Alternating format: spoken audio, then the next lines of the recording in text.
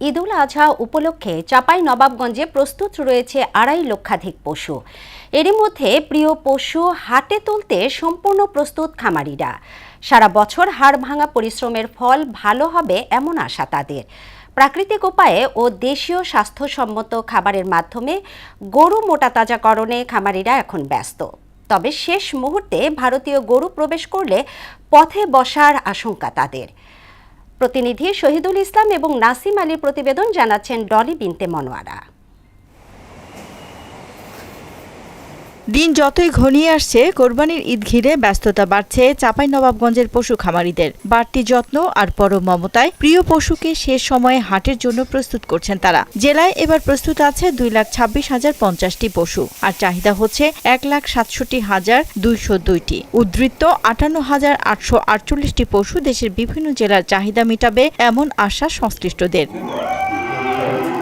পশু খাদ্যের দাম বেশি, তারপরও কোনো ধরনের ক্ষতিকর ইনজেকশন বা ওষুধ ছাড়াই শুধু ঘাস, ভুট্টা, গম এবং দানাদার খাবার খাইয়ে পশুগুলোকে লালন পালন করা হয়েছে। এবার কাঙ্ক্ষিত মূল্য পাবেন এমন আশা করছেন তারা। সাধারণত খড়, ঘাস, তারপরে ভুসি, ভুট্টা ইত্যাদি এগুলো খাওয়া থাকি প্রাকৃতিক ভাবে। এগুলা বড়, আমরা এর পাশাপাশি অন্য কোনো কিছু ব্যবহার করি না।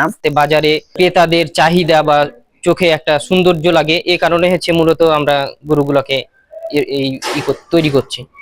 তবে শেষ মুহূর্তে ভারতীয় গরু প্রবেশ করলে পথে বসবেন এমন আশঙ্কায় খামারিরা। তাই ভারতীয় গরু যাতে কোনোভাবেই দেশের বাজারে না আসতে পারে তার দাবি ক্ষুদ্র ও মাঝারি খামার মালিকদের। সরকার যদি গরু না ঢুকায় বাংলাদেশে, ভারতে, তাহলে আমাদের ব্যবসা ভালো হবে। এজন্য সরকারের কাছে অকুল আবেদন, যেন সরকার ভারত থেকে কোনো গরু না আসে, এদিকে একটু খেয়াল রাখে।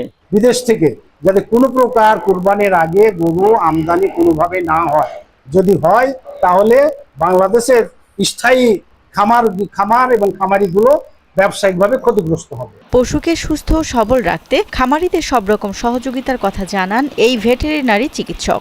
আমাদের এখান থেকে যারা কুরবানি যোগ্য পশু চট্টগ্রাম বা ঢাকাতে নিয়ে যায়, তাদের জন্য এখান থেকে প্রত্যয়নের ব্যবস্থা করা হয় এবং তাদের হেলথ চেকআপের ব্যবস্থা এখানে আমাদের প্রাণী সম্পদ অফিস থেকে করা হয়। ভারতীয় গরুর অনুপ্রবেশ ঠেকাতে কঠোর নজরদারি ও প্রয়োজনীয় ব্যবস্থা গ্রহণের দাবি প্রাণী সম্পদ বিভাগের। আমরা প্রাণী সম্পদ দপ্তর তাদেরকে সার্বক্ষণিক পরামর্শ দিচ্ছি যে কিভাবে তারা সুস্থ সবলভাবে এই গরুগুলোকে তাদের লক্ষ্যে নিয়ে যেতে পারেন এবং তারা একটা ভালো ফল পাবেন বলে আমরা আশা করছি। সব শঙ্কা কাটিয়ে কাঙ্ক্ষিত লাভের মুখ দেখবেন খামারিরা, এমন প্রত্যাশা তাদের। ডলি বিনতে মনোয়ারা, মোহনা সংবাদ।